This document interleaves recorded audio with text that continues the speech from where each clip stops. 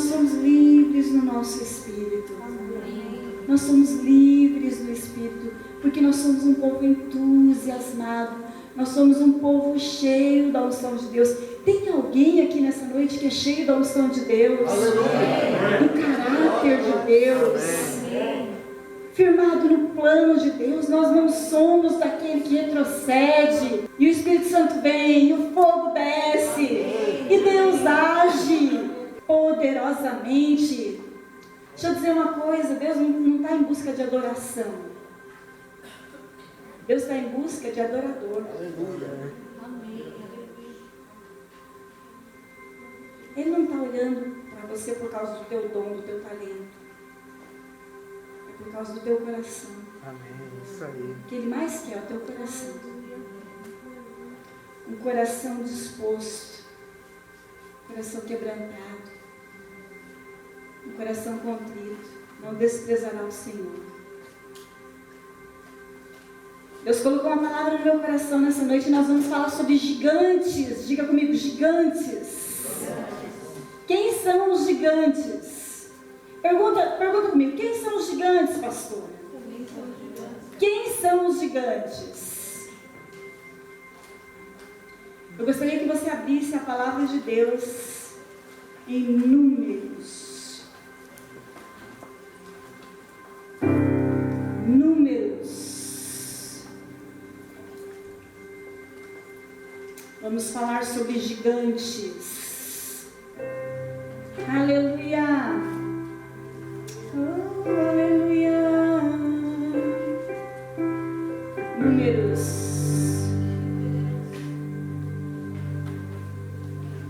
Números, capítulo 13. Eu quero que, a hora que você encontrar aí, você estenda assim as suas mãos aos céus.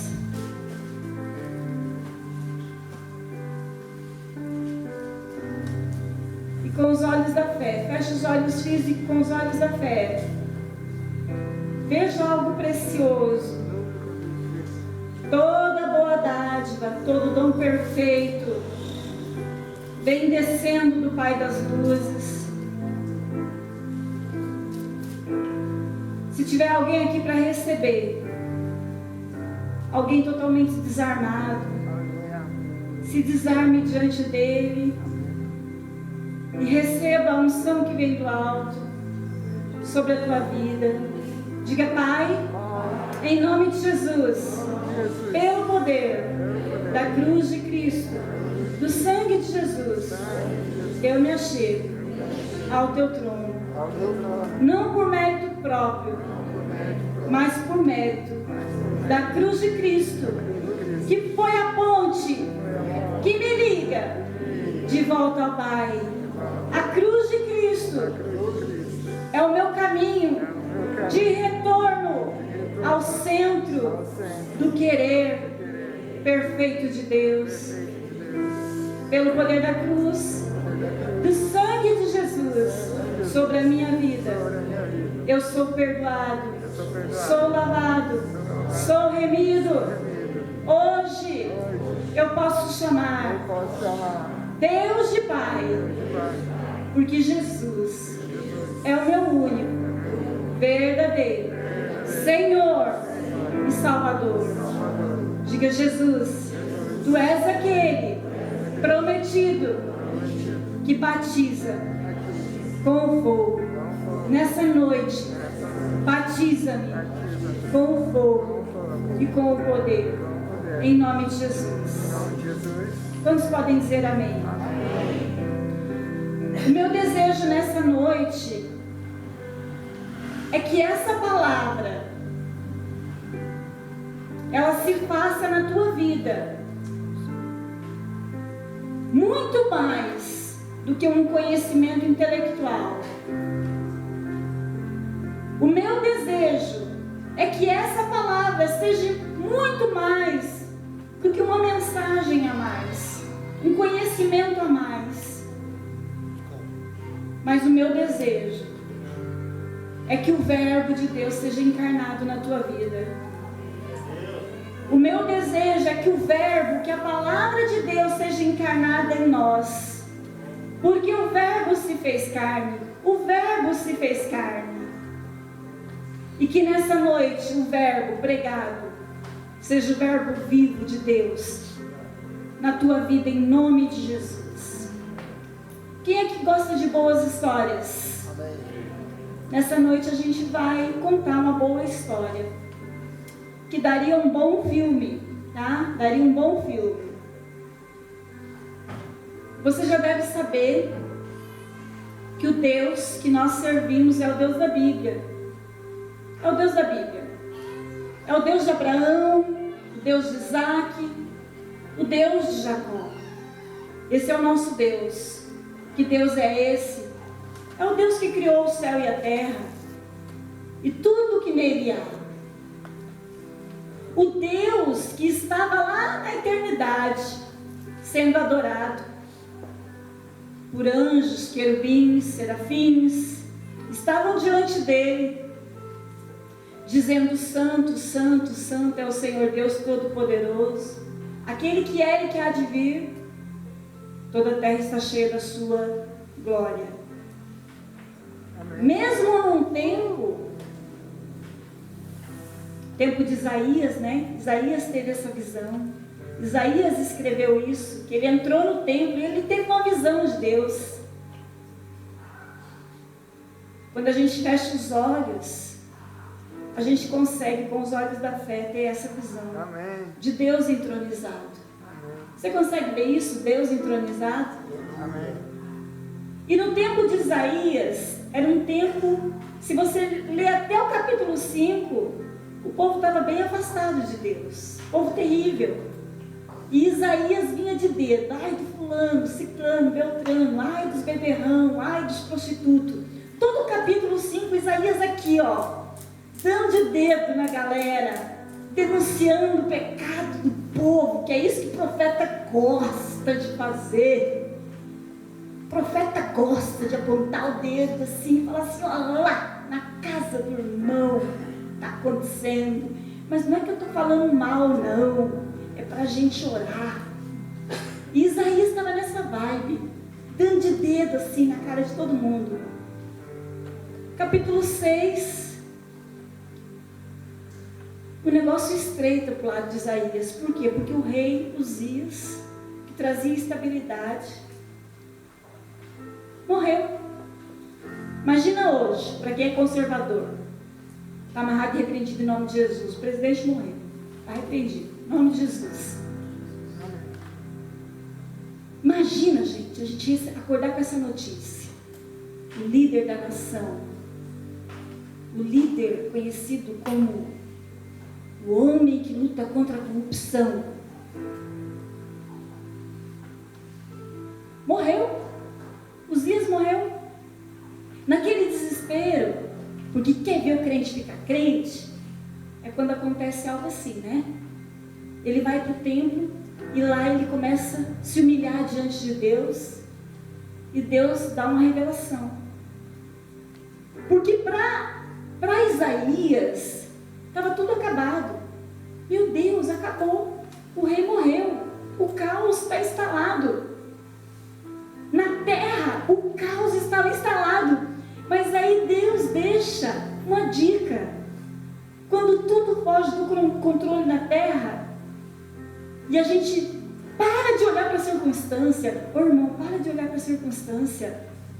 E você consegue ver o trono de Deus, você vai ver que Deus continua lá, no trono, governando. E os anjos não olham para a terra como Isaías, dizendo: ai do fulano, ciclano, beltrano, e está tudo perdido, né? Porque às vezes a gente olha para a terra e dá a impressão que os anjos estão cantando lá, né? Está dominado, está tudo dominado. Não está. Isaías olha e diz assim: eis que eu vi o Senhor assentado num alto sublime trono, e os anjos diziam para Deus, não, eles diziam um para o outro: Santo, Santo, Santo é o Senhor, Deus Todo-Poderoso, aquele que era lá, aquele que é e aquele que há de vir. Por quê? Porque em Deus não há sombra. de variação. Ele era, há de vir. E você vai ver no fim da Bíblia, o apóstolo João e Isaías confirmando João naquela ilha, humanamente falando. Eu não sei se você sabe, a ilha é um lugar onde não tem como sair, né? Ilha de Patmos, presídio de segurança máxima. Afinal de contas, ele era muito perigoso, porque uma pessoa cheia de Deus, ela é perigosa, né, gente? Amém, isso aí. Uma pessoa cheia de Deus, ela é perigosa, né? É perigoso para quem quer dominar, é perigoso para quem quer aprisionar. E a Bíblia diz que quando não havia saída numa ilha, e aquele homem se põe a orar, Deus olha para a terra e diz assim: ei, não tem saída na terra? Então vem cá, eu abro uma janela no céu, sobe para cá. Porque quando não tem uma saída na terra, Deus abre uma saída no céu. E ele vê que Deus está assentado no trono. Eu quero te dizer uma coisa: não importa o que a televisão está dizendo, não importa o que o mundo está pregando, eu quero te dizer, Deus continua assentado no trono. E Ele governa sobre a minha vida, Ele governa sobre a tua vida, Ele governa sobre essa igreja, Ele governa sobre esse povo. A única coisa que precisa para um agir sobrenatural de Deus é a gente se desarmar diante dEle. Gente, a única coisa que nós precisamos é pegar todo o orgulho assim, ó, colocar diante do Senhor. Sabe por quê? Porque a soberba precede a ruína. Pegar toda a soberba assim, ó, toda a dureza de coração, colocar diante dele e dizer: Deus, governa sobre a minha vida. Eu não sei se você conhece essa história. Deve conhecer, como bom crente ou querente, né? Tem uns que são crentes, outros são querentes. O povo de Deus se afastou dos caminhos do Senhor e veio grande fome sobre toda a terra. Mas lá no Egito havia um homem chamado José, um homem que os seus irmãos não tinham dado nada por ele, um homem que foi vendido como escravo, mas também um homem que, por ser vendido como escravo, pelo fato dele ter contado o sonho de Deus. Não é para todo mundo que você tem que contar o sonho de Deus, não. Conte o sonho de Deus para quem sonha com você. Isso aí, amém. Porque quem não sonha com você vai tentar te vender como escravo. E lá no Egito, o sonho de Deus prevalece na vida de José. E a Bíblia diz que toda a terra havia seca, havia fome, havia escassez. Mas quem olhasse para o Egito, via no Egito prosperidade. Porque o Egito estava sendo governado por um homem que era cheio do temor de Deus. E aonde tem temor de Deus, não tem tempo ruim. Aonde tem o temor de Deus, não tem escassez. A casa que tem o temor de Deus é celeiro para aquele bairro, para aquela cidade, para aquela nação. Eu quero profetizar o temor de Deus sobre a tua vida. Eu quero profetizar a sabedoria divina. Porque o temor do Senhor é o princípio da sabedoria. Diga comigo, o temor do Senhor é o princípio da sabedoria. Eu quero declarar sobre a tua vida a sabedoria de José. E que ainda que o mundo, as pessoas do mundo, olhem à sua volta e tudo que perceba sejam trevas sobre a tua vida, sobre tua casa, teu lar, tua família, haverá luz para as nações. Amém. Haverá abundância. Amém. E a Bíblia diz que toda a família de Jacó vai buscar refúgio no Egito. Eles chegam ali como família do governador. Mas o tempo passa e José morre. Passa 400 anos e ninguém mais se lembra quem era o governador. E aquela família que ocupava um lugar de honra por ser família do governador, perdeu esse lugar de honra e com o tempo eles se tornam escravos no Egito. E eles começam a sofrer e amargar a escravidão. Passa 400 anos. Eles começam a clamar a Deus. E eu vou te dizer uma coisa: não importa quão distante você esteja, não importa quão distante você se sinta nessa noite, se você clamar, a misericórdia de Deus, Ele te traz de volta para o centro do querer e da vontade dEle.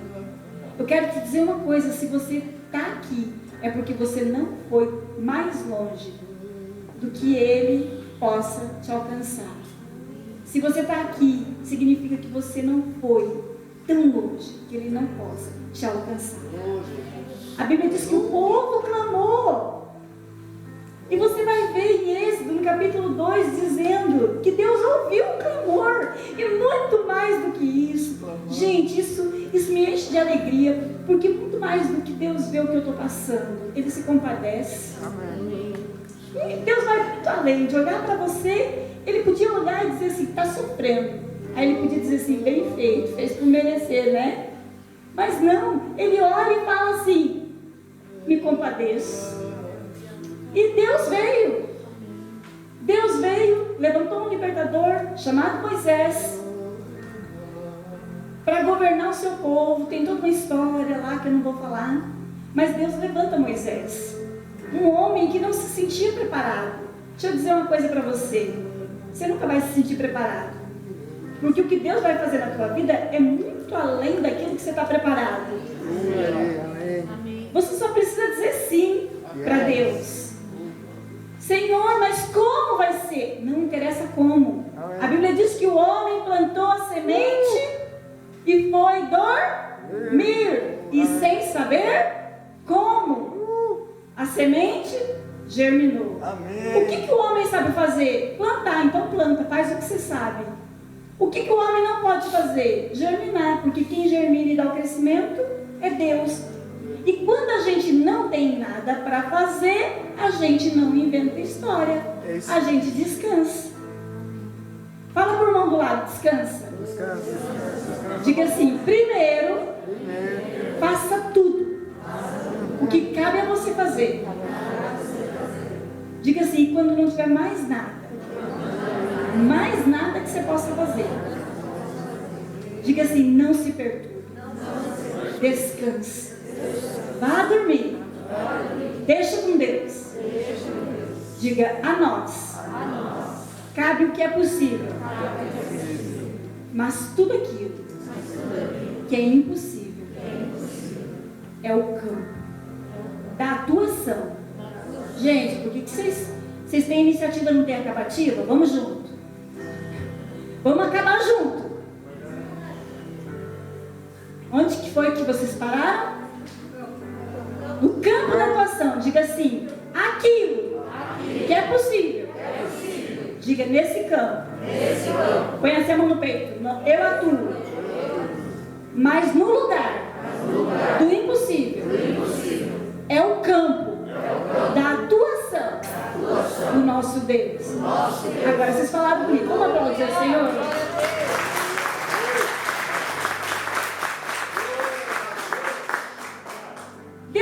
Moisés para tirar o povo.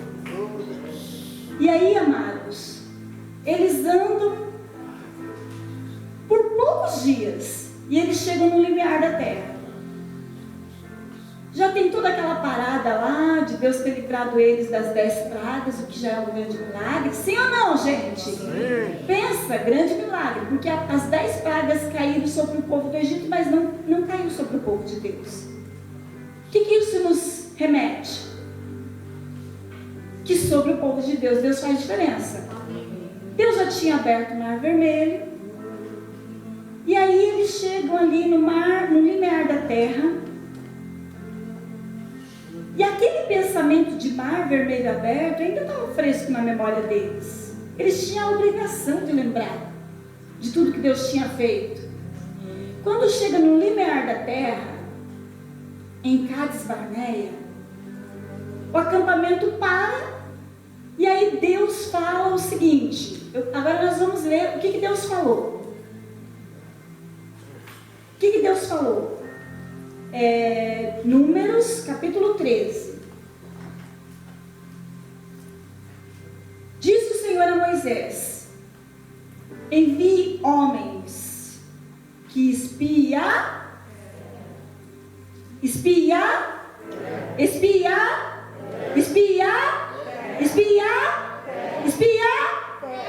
terra de Canaã, que hei de dar aos filhos de Israel. Isso aqui bastaria, porque disse o Senhor a Moisés: envia homens que espiem a terra de Canaã, vírgula, que hei de dar aos filhos de Israel, ponto e vírgula. Eu não sei se você sabe, mas regrinha de português. Quando põe ponto e vírgula, significa que é uma verdade separada de tudo. E tudo que vem depois tem que confirmar aquilo ali. O que Deus disse? Pega homens, manda espiar a terra que eu hei de dar. Ponto. Era isso que era para ele. Gente, é complicado entender isso? É complicado entender? Eu chego para você, Nelson, e falo assim: Nelson, escolhe aqui homens, 12 homens. Vai com esses homens lá em tal lugar e espia a terra que eu vou te dar. É difícil entender isso? Você precisa inventar a história? Mas aí tem uma regrinha. Você quer saber o que vai acontecer com você daqui a um mês?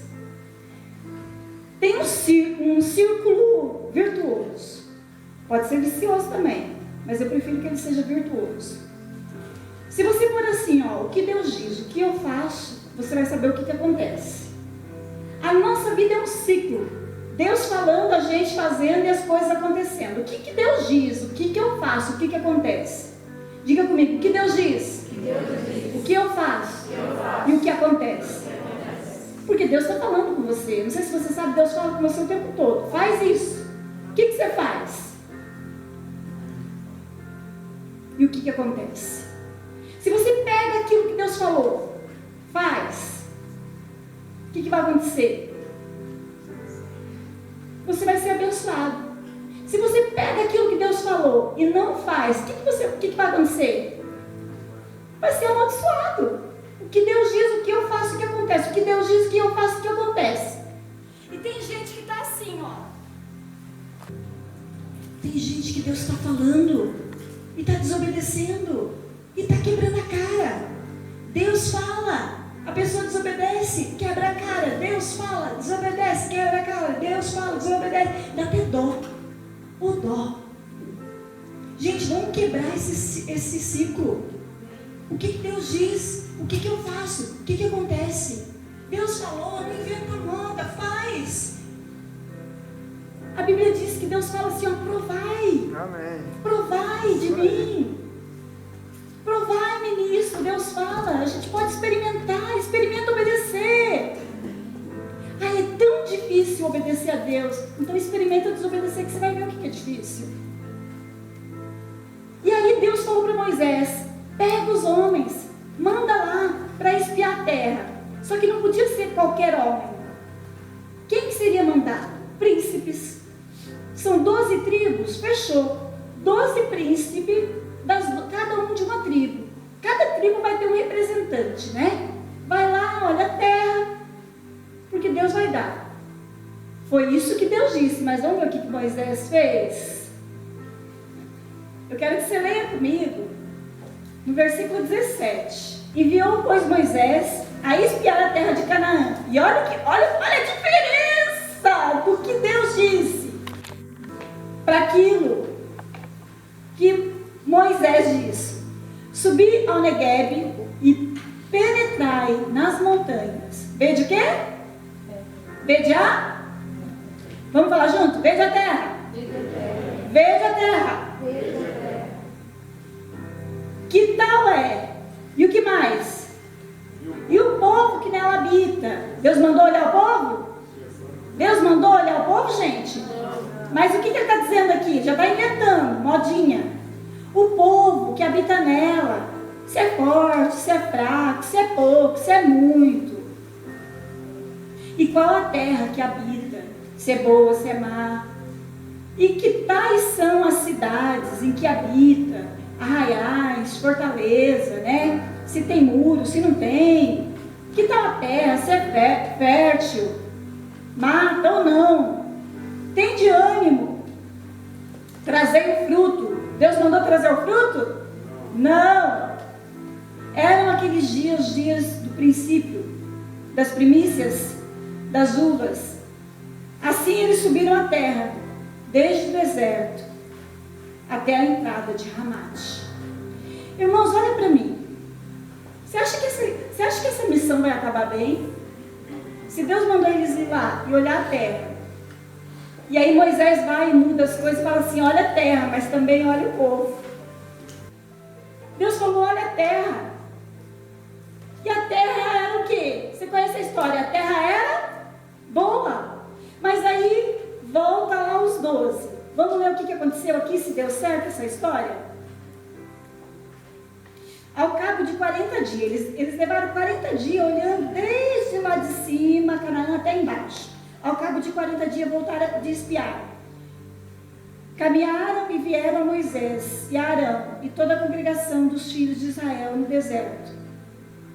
E deram-lhes contar a eles e toda a congregação, e mostraram também o fruto. Relataram a Moisés e disseram: olha o que eles voltaram falando. Fomos à terra que nos enviaste, e verdadeiramente mana, leite e mel, e este é o fruto dela. O povo, porém, gente, até aqui já estava ótimo, né? Já estava ótimo. Mas aí eles dão um relatório que Moisés pediu. O povo, porém, que habita nessa terra é poderoso, cidade muito grande, muito fortificada. Vimos ali filhos de Anak, os amalequitas que habitavam na terra de Neguebe. Vimos os heteus, os jebuseus, os amoreus e tudo esse tanto de eus aqui. Então, Caleb fez calar o povo, porque eles estavam falando já demais, né? Então Caleb fez calar o povo e perguntou Moisés e disse: eia, subamos e possuamos a terra. Caleb queria aqui cortar.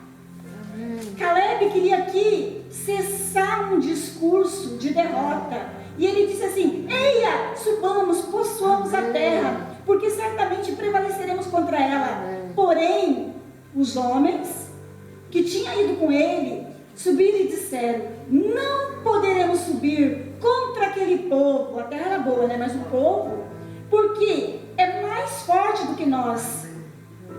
E diante dos filhos de Israel, infamaram a terra que havia espiado, dizendo: a terra pelo meio do qual passamos a espiar é terra que devora os seus moradores.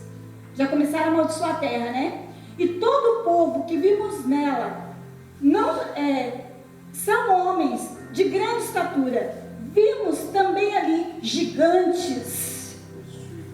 Os filhos de Anak são descendentes de gigante. E éramos, agora presta bem atenção, e éramos aos nossos próprios olhos como gafanhoto. E aí? E assim também o éramos aos seus olhos. Eu vou dizer uma coisa: quando a gente inventa história, quando a gente perde o foco, porque o foco era o quê? Qual era o foco que Deus tinha para eles? A terra. Mas quando você para de olhar para o foco, para aquilo que é primazia, para aquilo que é principal, para aquilo que é prioridade, e quando você começa a olhar para as coisas secundárias, as coisinhas, começa a minar o teu coração. E aquilo que era promessa de bênção, de uma vida abençoada, de uma vida livre, de uma vida de frutos, de uma vida que prospera, começa tudo a entrar pelo ralo. E vem sentimento de condenação, e vem sentimento de pequenez, e a gente já não se sente mais merecedor, a gente já acha que aquele lugar da bênção já não nos cabe mais, a gente já começa a diminuir Deus. Quando Deus te coloca no lugar da bênção e você começa a olhar para a circunstância, para os problemas, e o defeito das pessoas, o defeito da terra, começa a crescer e se agigantar. E quanto mais você agiganta problema, defeito, pecado das pessoas, Deus começa a se diminuir diante de você. Eva não precisou de muita coisa para perder o lugar dela dentro do jardim do Éden.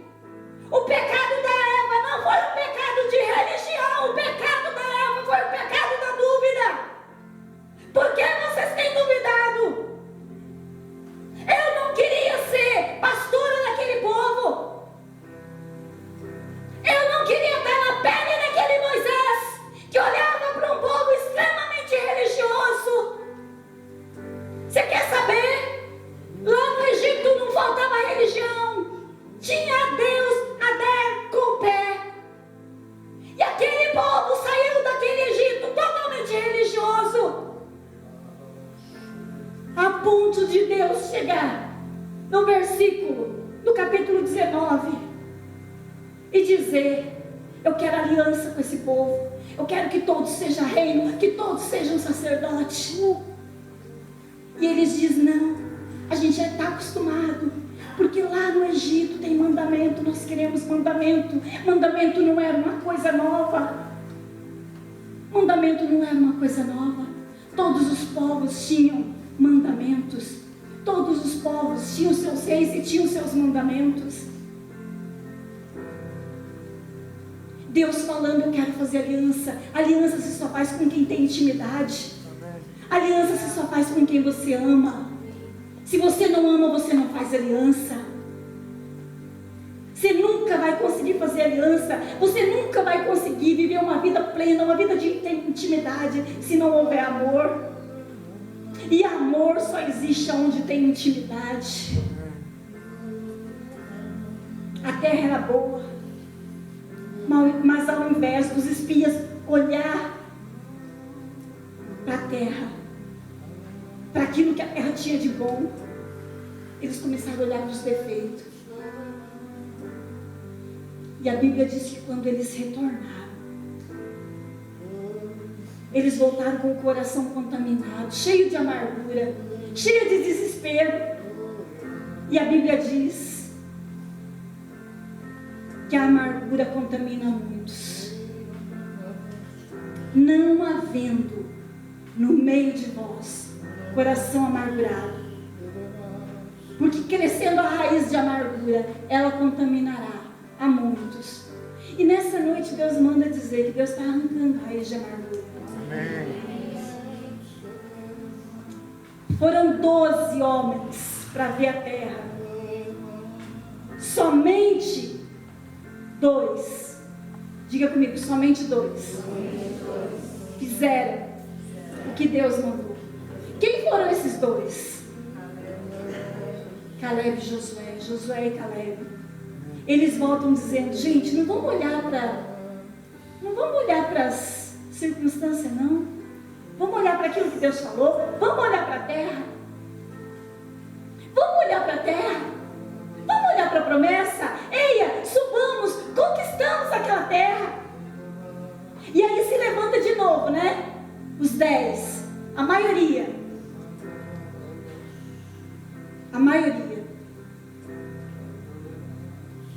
E aí eles falam assim: ó, a terra lá devolve os seus moradores. E tem mais, aos nossos próprios olhos. E aí que está o problema, gente. Como que você se vê? Deixa eu fazer uma pergunta para você. Como você se vê? vê? Pergunta para o teu irmão do teu lado, como você se vê? A Bíblia disse que eles se viam como gafanhoto. A Bíblia diz que eles falaram assim, ó, nós éramos aos nossos próprios olhos como gafanhoto. Daí eles falam o quê? O que eles falam? E aos olhos deles, né? É isso? Nós éramos como gafanhoto aos nossos próprios olhos. E nós éramos gafanhoto aos olhos dele. Primeiro, deixa eu te dizer uma coisa. Quem aqui, olha para mim que eu quero fazer uma pergunta agora, uma dinâmica. Quem aqui, eu quero que você imagine assim, ó, se não houvesse, se não existisse a palavra crítica, se você tivesse certeza que tudo que você fosse fazer não existisse crítica, o que você faria? O que você faria?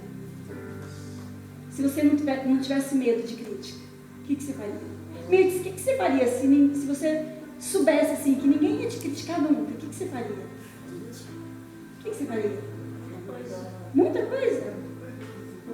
E você, pastor, o que você faria? Se você tivesse certeza que ninguém ia te criticar. Fala, Nelson, o que você faria? Acho que quase tudo. Eu farei qualquer coisa, sem temor, sem receio. Ninguém vai criticar, né? Tudo vai ser bonito. Deixa eu dizer uma coisa para vocês, gente. Você sabe por que a gente não rompe? Você sabe por que você não canta, não toca, não prega? Você sabe por que você não faz, não realiza os seus sonhos? Porque você tem o mesmo problema desses homens aqui. Nós éramos aos olhos deles, lá, aos olhos dele, a gente era como gafanhoto. Mas só na cabeça deles, sabe por quê? Porque eles eram espíritos, foram escondidos, os caras não estavam vendo eles. Mas eles achavam que os caras viam eles como gafanhoto. Eu quero te dizer uma coisa. Sabe essas pessoas que você tem medo de te criticar?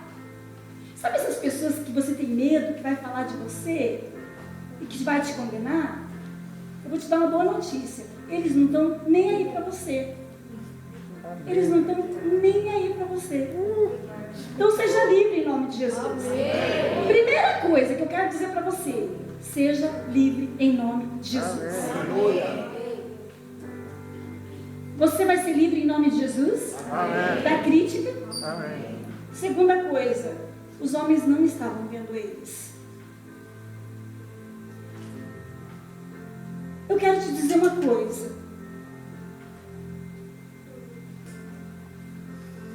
A concepção que você tem de você mesmo, essa é a concepção que você vai achar que as pessoas têm de você. Sabe o que precisa mudar? Não são as pessoas. Sabe quem tem que mudar? É a concepção que você tem de você. Aleluia. Amém. Eu estou falando sobre gigante. Mas quem era o gigante? Será que o gigante era aqueles caras lá? Quem que era o gigante? Quem era gigante? Quem era gafanhoto? Porque os 10 diziam assim, olha, nós somos gafanhoto. 10 dizia, nós somos gafanhoto. Nós não vamos viver o plano de Deus e a vontade de Deus, não. Deus estava empolgado naquele dia lá. Não, Deus se enganou. Quem aqui já pensou que Deus estava empolgado no dia da profecia? Quem aqui já pensou assim, não, Deus prometeu, mas eu acho que ele se enganou. Mas Deus não se engana. Só que a maioria pensa que Deus se enganou. Mas o problema qual é? Não são as pessoas, não são os gigantes, não são as dificuldades. Qual é o problema? É que a gente se vê como um gafanhoto. Porque a concepção que eu tenho de mim, as pessoas vão passar a ter. Se eu tenho a concepção de que eu sou alguém que tem autoridade, é isso que as pessoas vão ver em mim. Amém. E em nome de Jesus, Deus te trouxe aqui para mudar a concepção que você tem de você mesmo. Amém. Diga assim, eu não sou gafanhoto. Aí eu te pergunto, quem são os gigantes da história? Perguntei, quem são os gigantes? É o tema dessa ministração. Quem são os gigantes? Para os 10, os gigantes eram os povos que habitavam aquela terra. Mas quer ver aqui quem são os gigantes? Olha comigo no capítulo, no versículo, no capítulo 14, lê comigo, que Deus vai mostrar quem é gigante. E eu quero dizer aqui quem é gigante. Números 14, 6. Números 14, 6. E Josué, diga comigo, Josué, filho de Nun, e Caleb, filho de Jefoné. Presta atenção agora comigo, só escuta. Dentre os quais espiaram a terra, rasgaram as suas vestes e falaram a toda a congregação dos filhos de Israel, dizendo: a terra, que foi o que Deus mandou olhar, pelo meio da qual passamos a espiar, é muito boa, muitíssimo boa. Amém. E o que eles falam aqui? Diga comigo agora. Se o Senhor se agradar de nós, então nos fará entrar nessa terra e nula dará, terra que mana leite e mel. Tão somente não sejais rebeldes. Coisa linda, né, gente? Eu quero dizer uma coisa para vocês.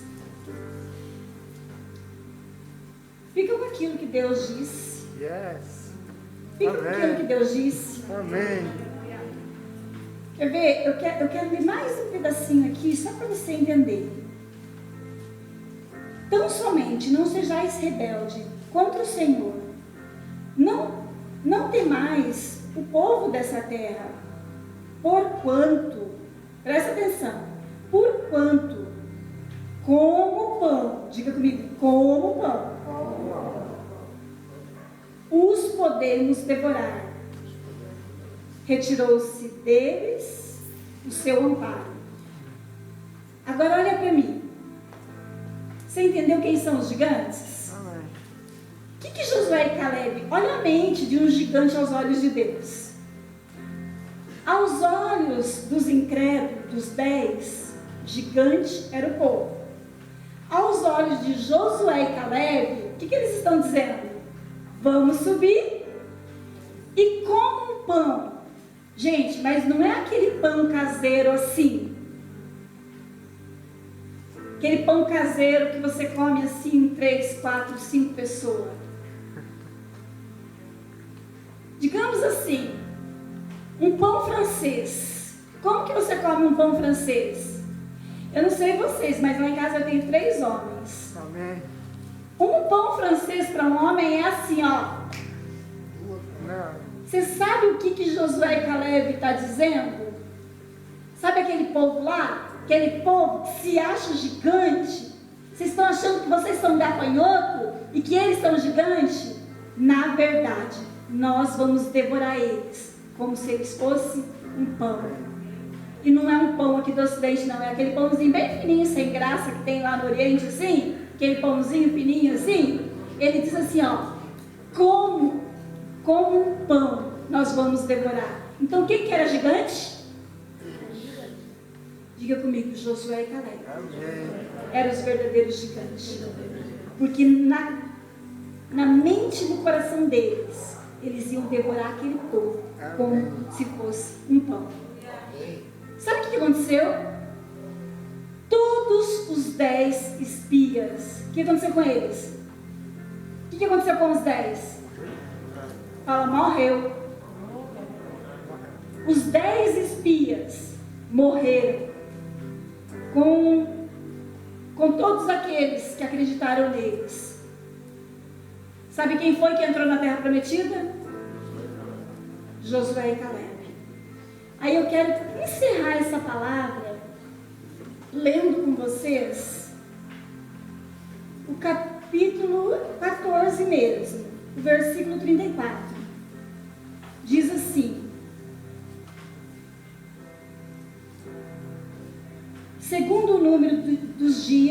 Foram 40 dias, né?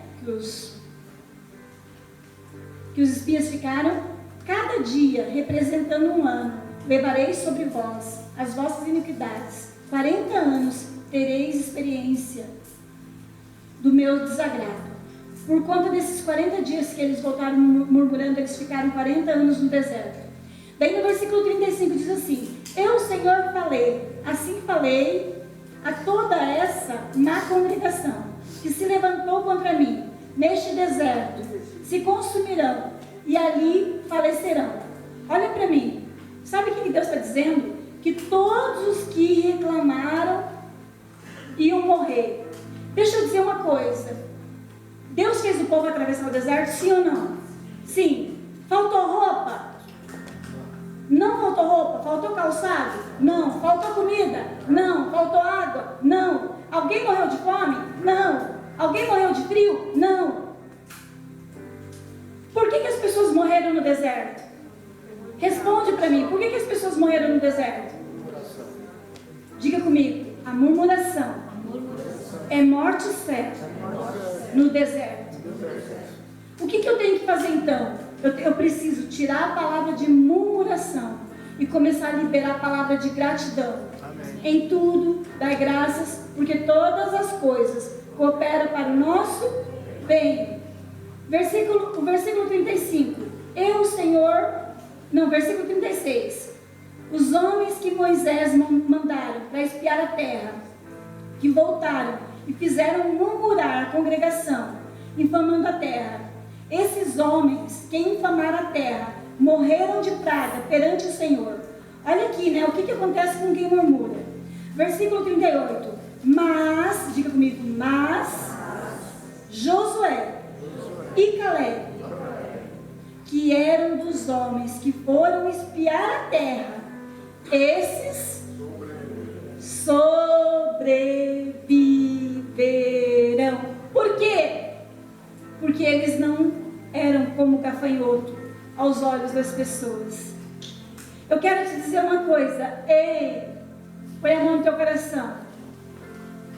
Diga, eu sou gigante aos olhos de Deus.